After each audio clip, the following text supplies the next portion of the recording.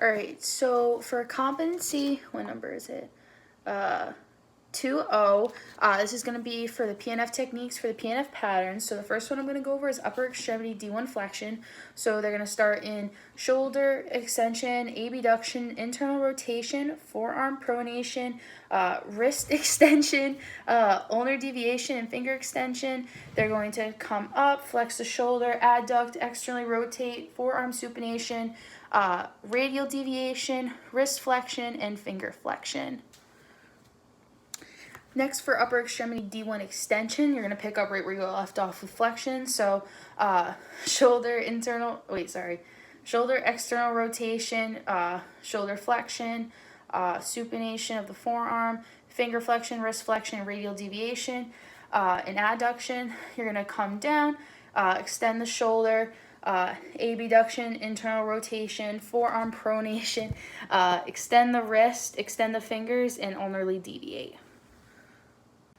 So for the upper extremity D2 pattern, they're going to start off in shoulder extension, adduction, internal rotation, forearm pronation, wrist flexion, ulnar deviation, and finger flexion. And they're going to come up into shoulder flexion with abduction, external rotation, forearm supination, wrist extension, finger extension, and radial deviation. All right, so for the upper extremity D2 extension, they're going to start off in shoulder flexion, abduction, external rotation, forearm supination, wrist extension, radial deviation, and finger extension. And then they're going to come down into shoulder extension, adduction, internal rotation, finger flexion, wrist flexion, ulnar deviation. All right, so for the lower extremity D1 flexion, you're going to start in hip extension, abduction, internal rotation, foot eversion, and I can't really see my foot, plantar flexion, and toe flexion. You're going to come up into hip flexion with hip adduction, external rotation, ankle dorsiflexion, toe inversion, and toe extension. All right, so for lower extremity D1 extension, you're going to start off in adduction, external rotation, hip flexion, dorsiflexion, inversion, and toe extension. You're going to come down into hip extension, abduction, internal rotation, plantar flexion, toe flexion, and eversion.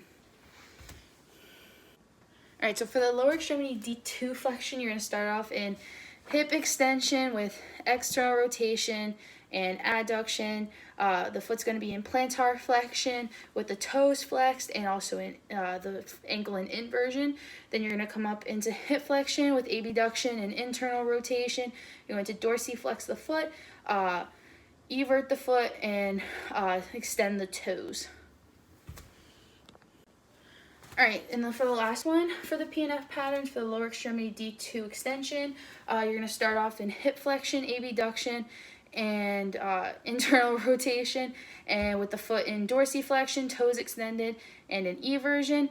And you're going to come down into hip extension, adduction, external rotation, plantar flex, flex the toes, and invert the ankle.